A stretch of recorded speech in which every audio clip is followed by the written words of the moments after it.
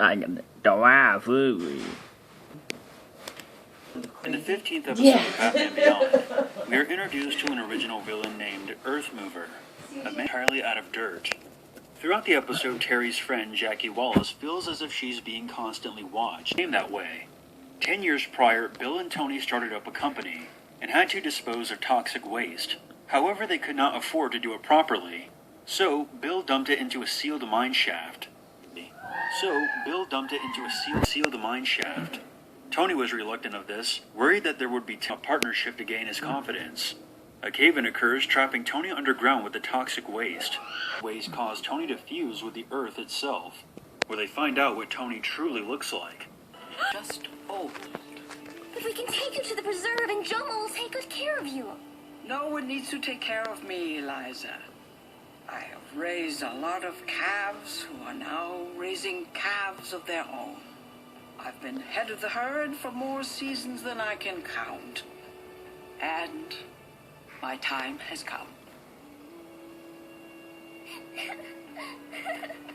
Please, Rebecca, don't go. Nah. Saves the day. Another cave-in occurs, killing the Earthmover for good. This episode is not only disturbing for the look of the Earthmover itself, but also the scenario of meeting a long-lost family member who is completely unhinged. The preconceived notion that they'll be whoever you created in your head, being completely shattered, must be a truly terrifying situation to be in. Kudos to the writing team. They could have easily made the adopted father the true villain and have him be a complete asshole. But instead they showed that both sides are both equally in the wrong and in the right. The Grim Adventures of Billy and Mandy. All Grown Up was a weird show. Take the Rugrats, age them up 10 years, and then put them in uncomfortable situations, like watching Tommy try to make it with Take the Rugrats, age them up 10 years, and then put them in uncomfortable situations. It's got nothing on the original Rugrats when it comes to weird and disturbing moments. But we're here to talk about the one time All Grown Up managed to get on that level. This moment comes to us from the two-part episode Interview with a Campfire, in the form of a character called Bean Kids to Camp Everwood, telling the tales of all things scary that supposedly took place at the camp. Bean is a character who appears only in the special and then begins to go missing. Toward the climax, it's revealed that Bean is no ordinary boy, and is in fact the ghost of a boy who died in 1871, along with other settlers, due to finally able to be put to rest, not before giving them one good scare. At the end of the episode, the game reviews the footage they took for the horror movie, when a scene shows up that none of them filmed. Everything is so clear and vivid and magnificent. Even Erwin. Hey, Erwin! No!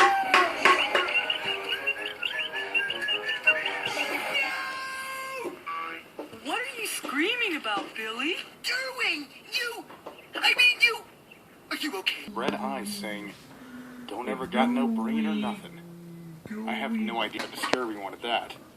Bean was clearly happy with. Now hold still. We should do it.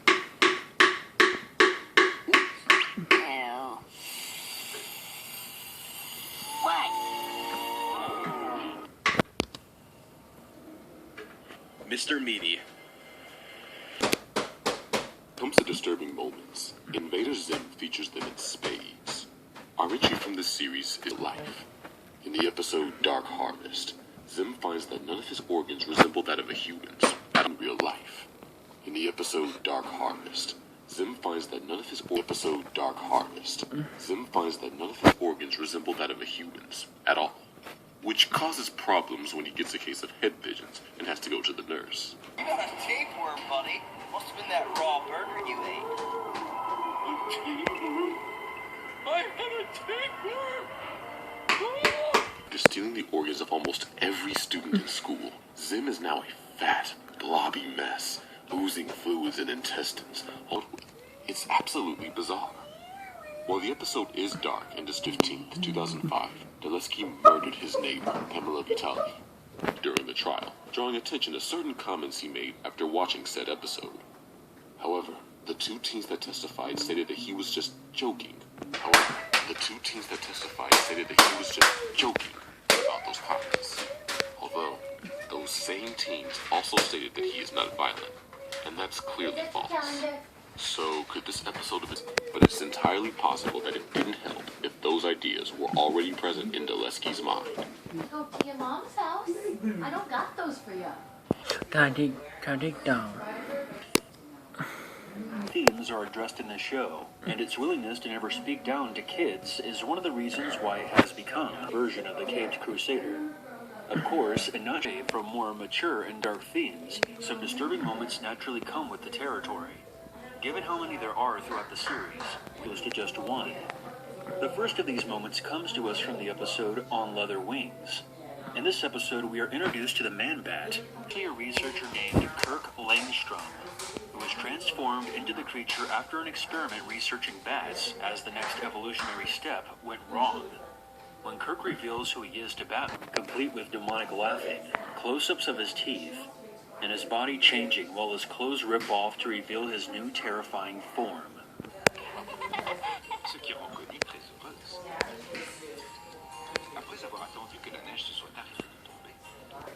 Bane. This episode introduces us to the titular character, the man who vows to break the bat. He uses chemically engineered venom in order to become super strong. Well, in the climax of the handle, and his muscles grow to a grotesque size. All the while his veins and eyes are popping out while he screams in pain.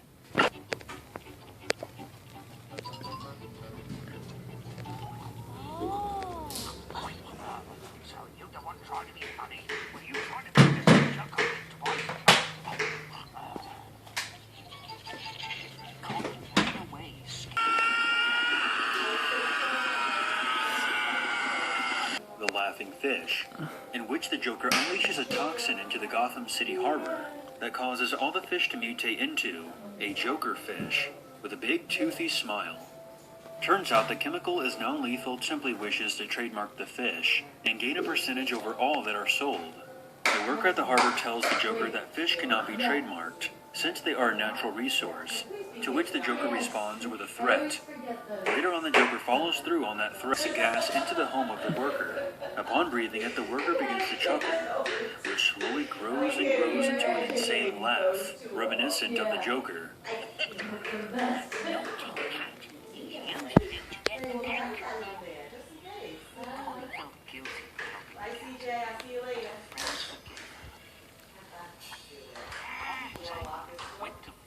In the end, we will never know, and maybe that's for the best.